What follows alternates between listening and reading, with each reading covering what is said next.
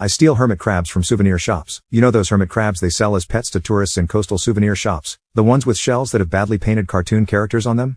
The ones that come free with the purchase of a little plastic carrier with a thin layer of brightly colored gravel, some flake food, and a shallow water dish with a sea sponge in it. Maybe your parents let you get one while you were on vacation as a child because it's such a simple little pet, and maybe it lived for a few weeks or months or even a couple years in that little plastic box before you noticed a bad smell and found it dead. And maybe you shrugged it off because it's just a little crab and they don't live long, right? Those crabs have a lifespan of 30 plus years. Those crabs are highly social and need to be kept in groups.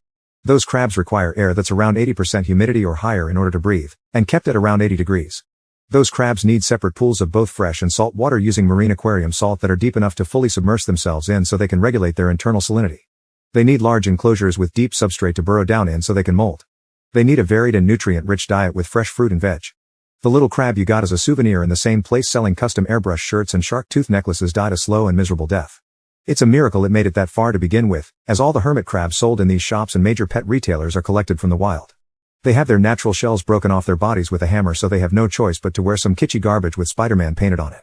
Roughly 50% don't survive the process and no one seems to care. I care. Several years ago I was in one of these shops and saw hundreds of hermit crabs kept in a bare, unheated open-air cage with only a shallow dish of water. I could smell them before I saw them, dead little bodies rotting in their shells and limbs strewn about.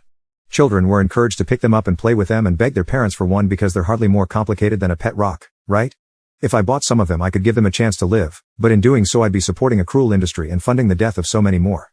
I'm not sure how long I paced around the shop with my moral dilemma before a sudden realization hit me: I have pockets. As casually as I could, I picked out a couple sickly crabs and gently put them in my pocket. My heart was racing but no one stopped me when I walked out the door. And so started my life of crime.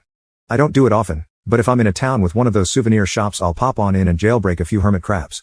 I gravitate towards the weak ones and those missing limbs.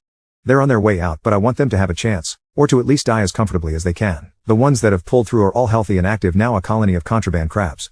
I love the background noise of their shells clacking against their terrarium and each other as they go about their crab business. I'm a little drunk and sentimental tonight, which is my excuse for writing all this. I have a feeling most folks won't care to read it all, but I hope they do and somehow it'll make a difference.